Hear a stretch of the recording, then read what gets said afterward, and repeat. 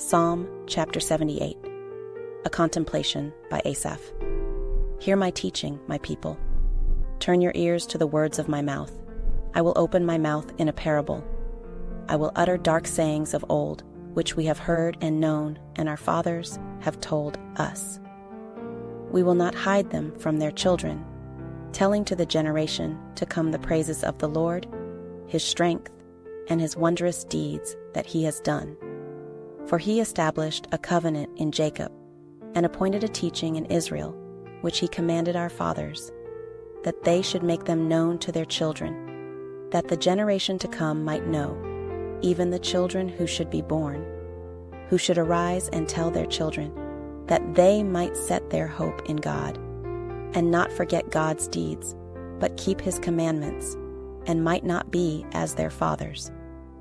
A stubborn and rebellious generation, a generation that didn't make their hearts loyal, whose spirit was not steadfast with God. The children of Ephraim, being armed and carrying bows, turned back in the day of battle. They didn't keep God's covenant and refused to walk in his law. They forgot his doings, his wondrous deeds that he'd shown them. He did marvelous things in the sight of their fathers, in the land of Egypt, in the field of Zoan. He split the sea and caused them to pass through. He made the waters stand as a heap. In the daytime he also led them with a cloud, and all night with a light of fire. He split rocks in the wilderness, and gave them drink abundantly as out of the depths. He brought streams also out of the rock, and caused waters to run down like rivers.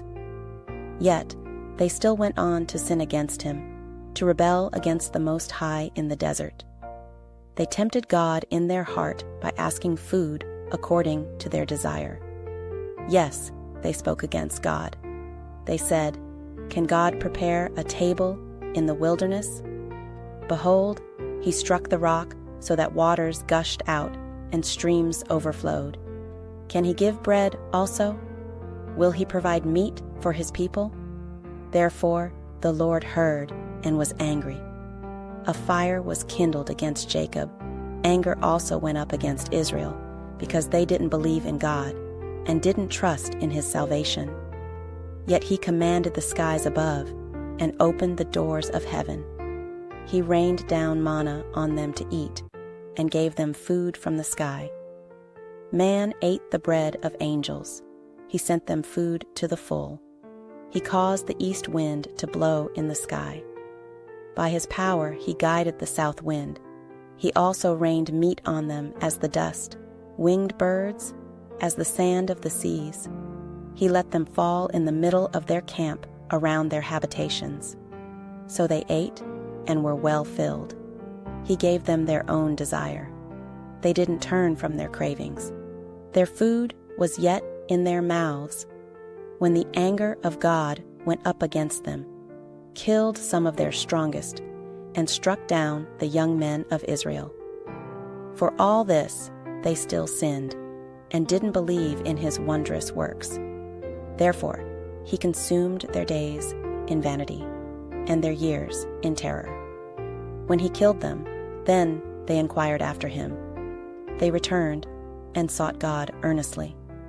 They remembered that God was their rock, the Most High God, their Redeemer. But they flattered him with their mouth and lied to him with their tongue. For their heart was not right with him, neither were they faithful in his covenant. But he, being merciful, forgave iniquity and didn't destroy them. Yes, many times he turned his anger away and didn't stir up all his wrath. He remembered that they were but flesh, a wind that passes away and doesn't come again. How often they rebelled against him in the wilderness and grieved him in the desert. They turned again and tempted God and provoked the Holy One of Israel. They didn't remember his hand, nor the day when he redeemed them from the adversary, how he set his signs in Egypt, his wonders in the field of Zoan. He turned their rivers into blood, and their streams so that they could not drink. He sent among them swarms of flies, which devoured them, and frogs, which destroyed them. He also gave their increase to the caterpillar, and their labor to the locust. He destroyed their vines with hail, their sycamore fig trees with frost. He also gave over their livestock to the hail, and their flocks to hot thunderbolts. He threw on them the fierceness of his anger, wrath, indignation, and trouble, and a band of angels of evil. He made a path for his anger.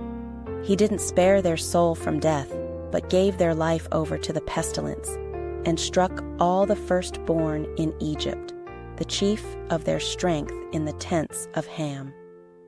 But he led out his own people like sheep, and guided them in the wilderness like a flock.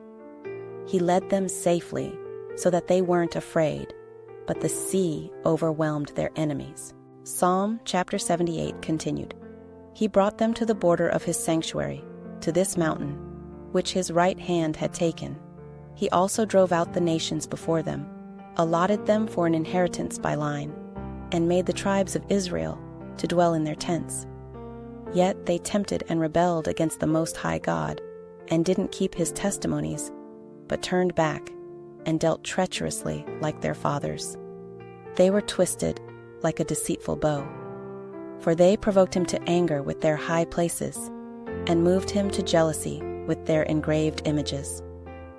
When God heard this, he was angry, and greatly abhorred Israel, so that he abandoned the tent of Shiloh, the tent which he placed among men, and delivered his strength into captivity, his glory into the adversary's hand. He also gave his people over to the sword, and was angry with his inheritance. Fire devoured their young men. Their virgins had no wedding song. Their priests fell by the sword, and their widows couldn't weep.